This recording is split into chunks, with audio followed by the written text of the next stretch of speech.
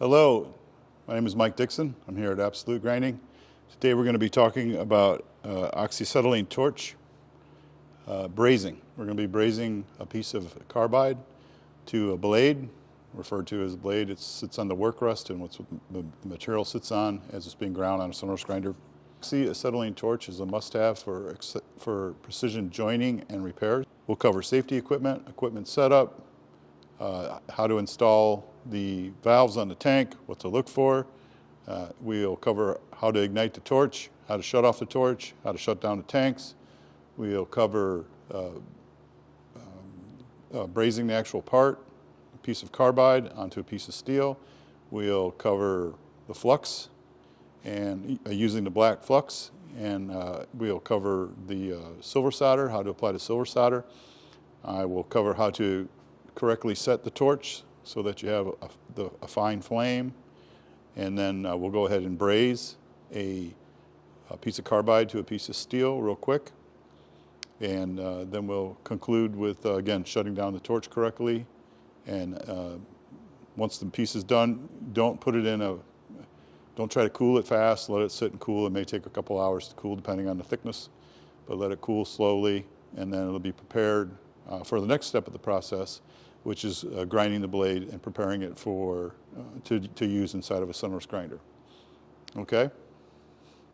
Okay, so today we're going to go through the equipment overview needed to do brazing of carbide onto work rests or blades, technically, for Centerless grinding. First off, what you'll need to look for is these are your regulators.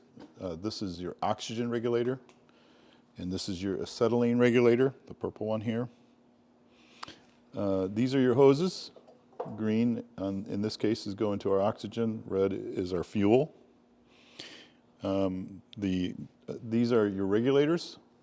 They'll tell you what the pressure is in the tank, and they'll tell you what the pressure is in your line. And same with this one. Pressure in your tank, pressure in your line. Right now, everything's turned off.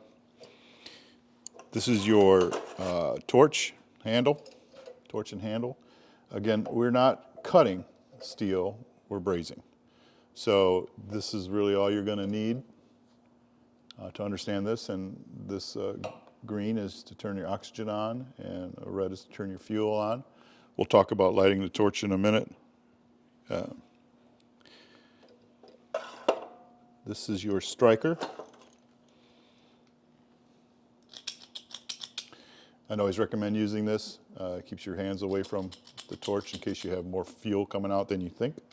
You should always have good safety gear, gloves, especially for heat, goggles or face shield, and you may also you want to be wearing some glasses that will protect your eyes from the light. You need a good fire extinguisher nearby, which we have, and good ventilation in your area. You can check for leaks by using soapy water in a spray bottle. If you spray it on your connections, on your hose, and on your torch, if you see bubbles, if you think you have a leak, that will tell you that you have a leak. So safety is critical. Always wear your protective gear, including goggles, appropriate shade for brazing. Ensure your workspace is fireproof, well ventilated, and before you start, inspect your equipment. Make sure you feel that everything's ready to go. So for attaching your regulators, there's a small wrench. It comes with the package here. If you have to replace these bottles, they will deliver a new bottle. When you order a new bottle of gas, they will deliver a new bottle, but it will not have, obviously they do not attach the regulators and stuff. The bottles will come with this cap screwed on top to prevent any damage to the valve here in transportation. So a lot of times these tanks will sit in a yard for quite a while. I'm not exactly sure what's going on, but they can be hard to get off. So this tool can be used too. And if you don't have one, you're going to need something to be able to reach in there like a spanner wrench and turn these on or turn these off.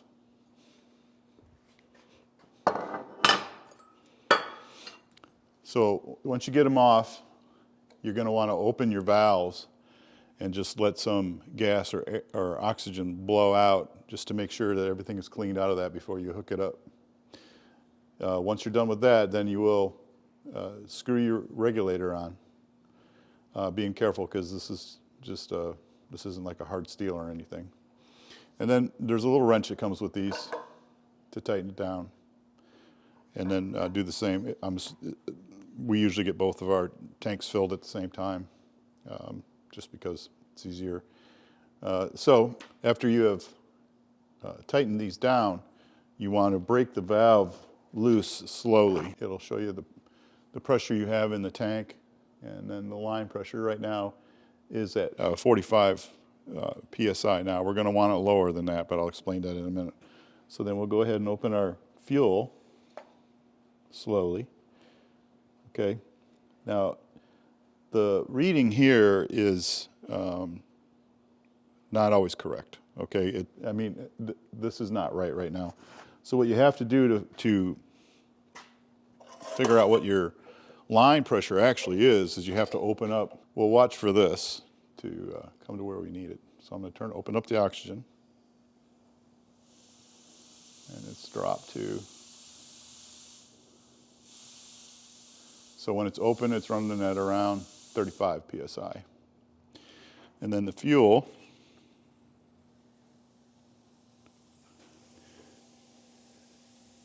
it's running at around 7 PSI. So there's different recommendations on these. So it's common to have your acetylene at between 5 and 7 PSI. And so we're close to that. Oxygen's a little high. Generally you want your oxygen at between 10 and 15 PSI. So we're going to go ahead and turn this down a little bit.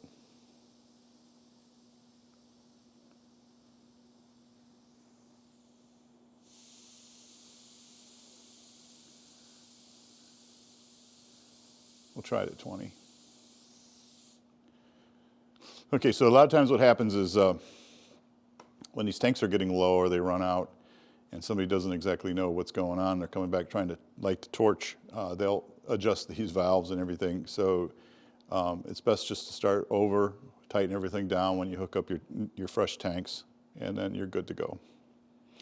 So for lighting, we'll see how this shows up on here. I'm going to get my gloves on. Okay, so this is not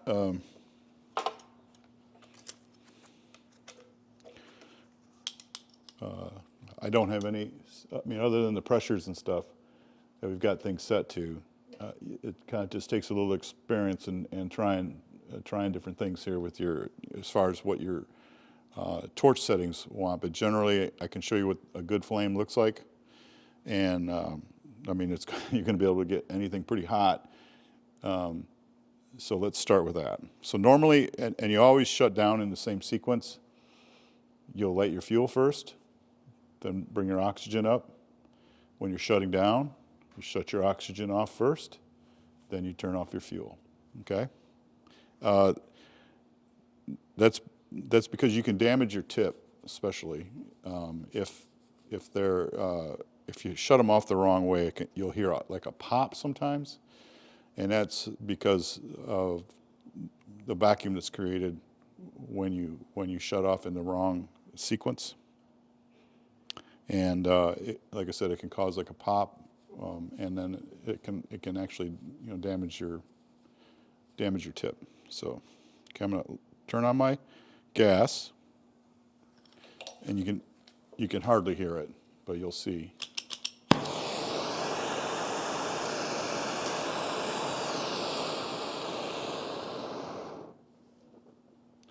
So if I set it like this is how I was taught.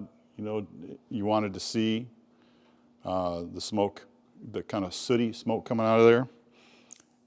That's not generally, if you go to a welding school or something like that, they will have you turn it till you don't see that,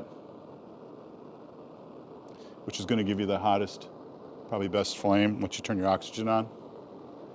So next we'll turn our oxygen on. I just cracked it, and you can start to see like a blue flame.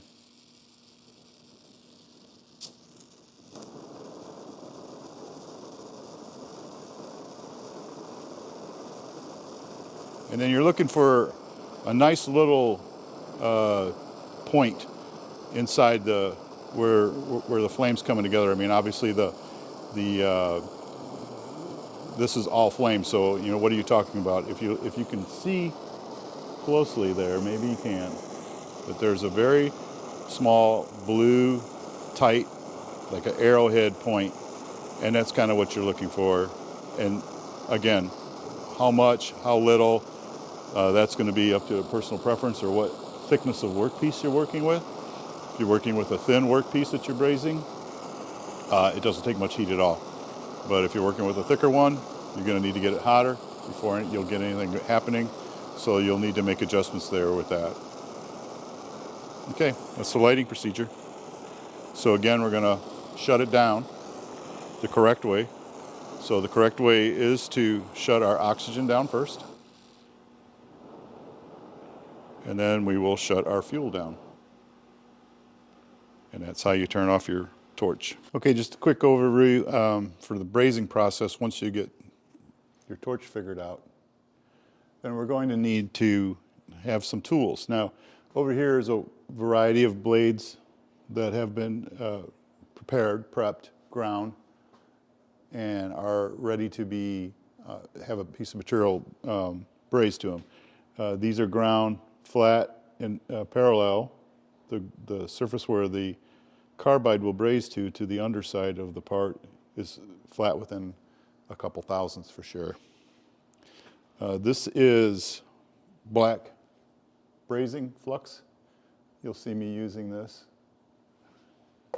I have an air tool that usually there's several of these out.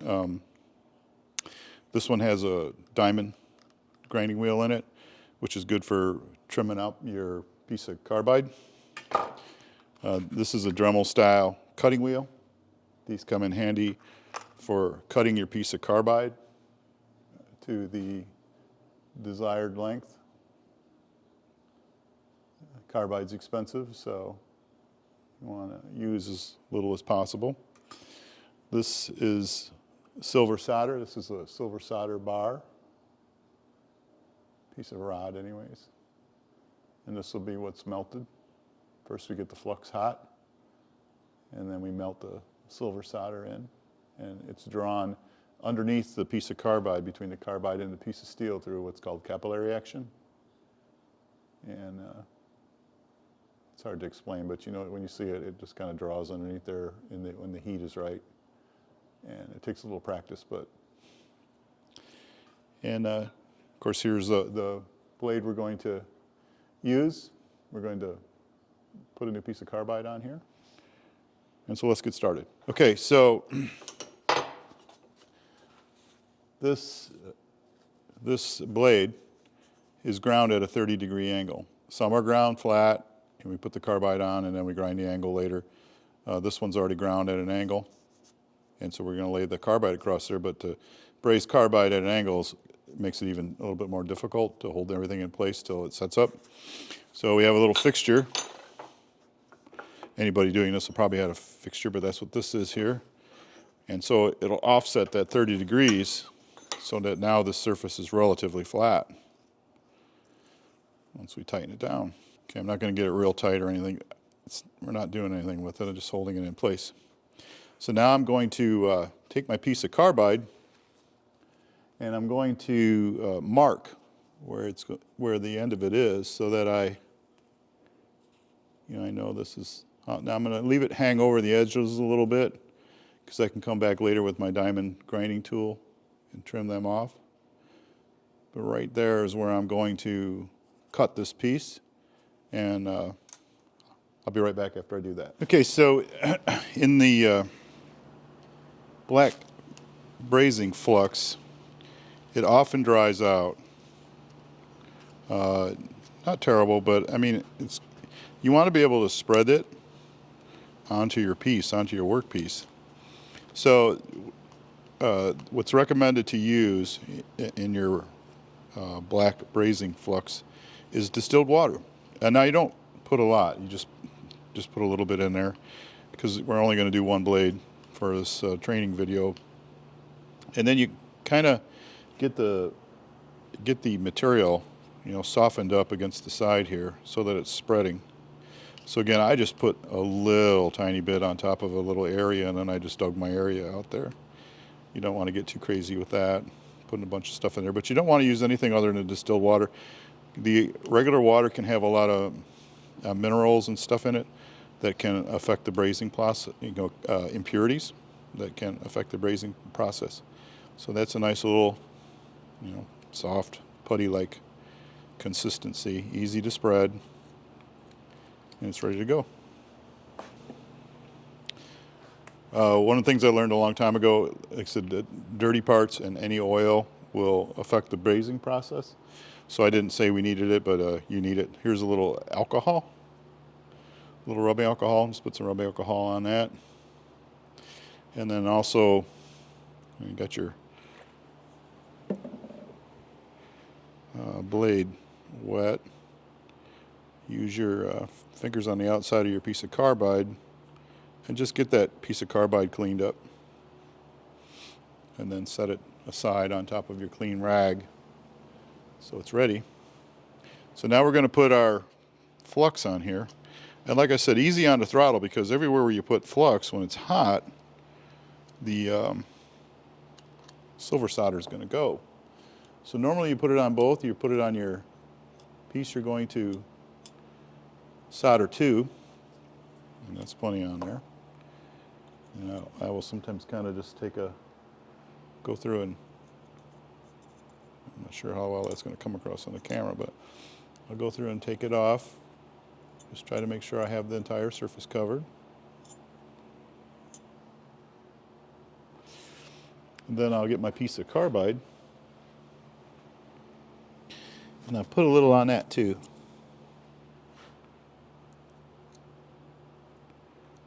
This is just the way I learn. It works. So might as well stick with it. There's no sense of wasting anything. I'm not sure how well that's showing up, but that's what we're doing. I'm just spreading it on there, like an even little layer of flux. I'm going to put this away, out of the way. And then we'll just squish that right on down and let it use to, sometimes it's difficult, but we'll use that to just kind of hold everything in place and try to hold the piece of carbide square, and then I'll take my fingers and just kind of take any extra flux off, because like I said, you don't really need it. Flowing down the side of your blade. And then I'll use my fingers and try to determine that the blade is equal on either side of this, the carbide stick is equal on either side of the blade. So that feels good right there.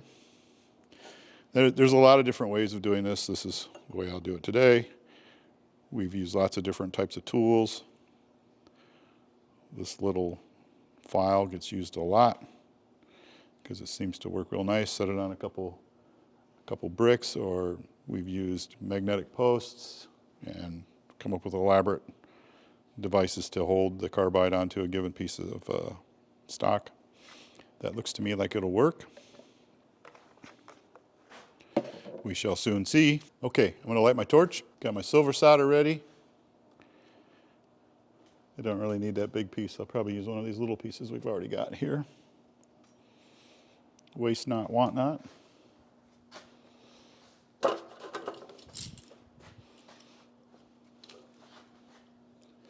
So I will light my torch fuel first.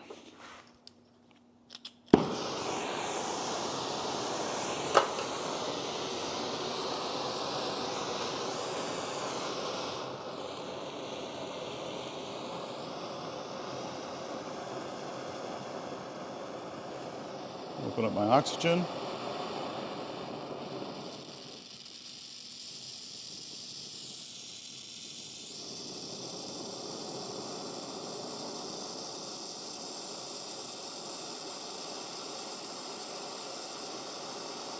Nice. Now, what I like to do is start on the bottom, because the carbide gets hot very fast. And the steel takes a little bit longer, but this is a very thin piece of steel, so it is not going to take long. This is going to be an easier one to, famous last words, of course. This will be an easier one to get done.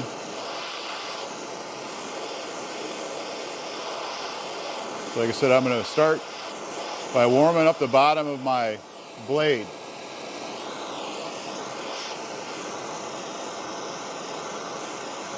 Because you want it to be red hot, but you do, if you're not careful, you'll melt that steel.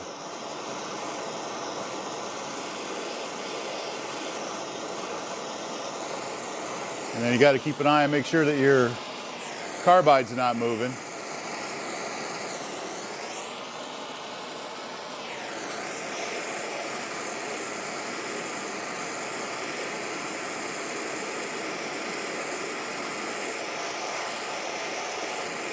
Things are heating up real nice.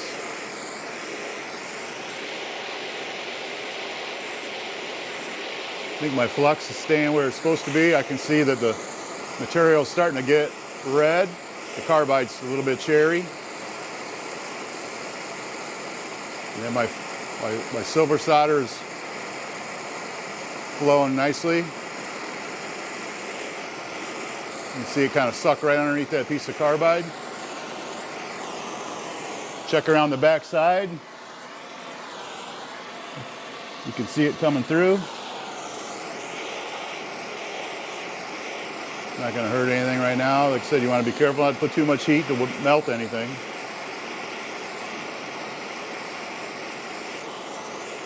And as you're doing this process, you'll see that the carbide heats up really fast.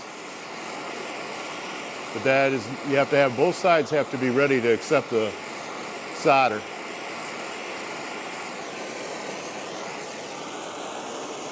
All right, as we talked about, process for shutting down is in reverse. Oxygen first, fuel last. Curl up your hose so it's out of the way. Put your torch away. The torch tip is hot, so make sure it doesn't touch your gas lines. You can remove that. Your blade may be warm, so careful, that's why it's good to have gloves on.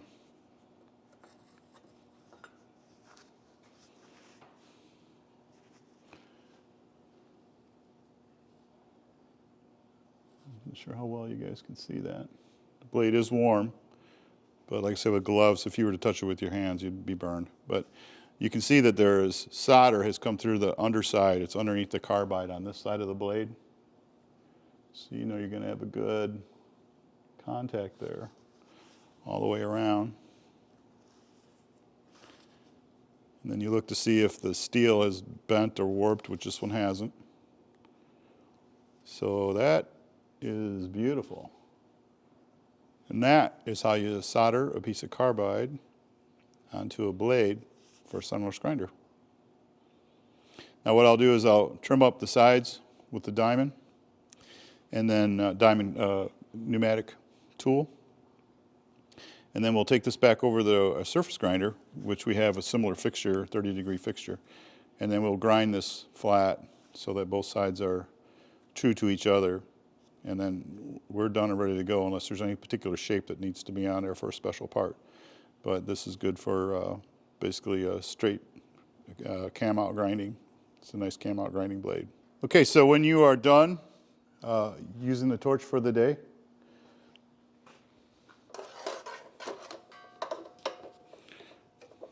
again, make sure your hoses are safe and out of the way, not going to come in contact with anything. What we're going to do is shut our tanks down and tighten them down.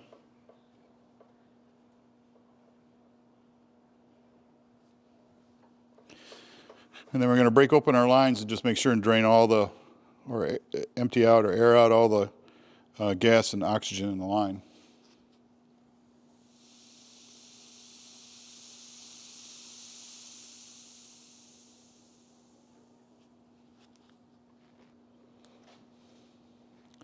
Now we'll do the gas. And you can watch the dials. You'll see them all go back down to 0. Okay, tighten it back down so these are not on. And you are good to go as far as this goes, or as far as this part of the process goes. And your acetylene torch setup now is safe. Everything is off. I hope you enjoyed the video. With the right setup, Oxy Acetylene is a powerful tool.